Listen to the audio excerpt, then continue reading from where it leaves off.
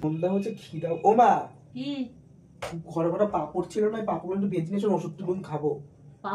পাপড় ভাজা দিয়ে ওষুধ খাবা? পাপড় ভাজা গ্যাসে মরছো, কিছু একটা করে এনে দাও। তোর বউকে বল সবসময় মা করো মা করো কেন? মা কি তোর চাকর নাকি? বউরে সিংহাসনে তুলে রাখ। আমরা কি বলবে পাপড় ভাজার জন্য? কারণ আপনি বসে গতটা কি নামানো যায় না? এই নিন পাপড়, নিন ভাজে ভেজে নিয়ে আসুন।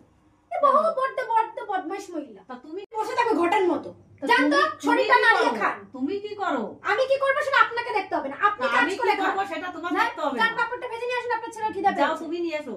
পারবো না, উঠুন। আমার শরীর নড়ে না, ঘটের মতো বসে থাকো তুমি। গত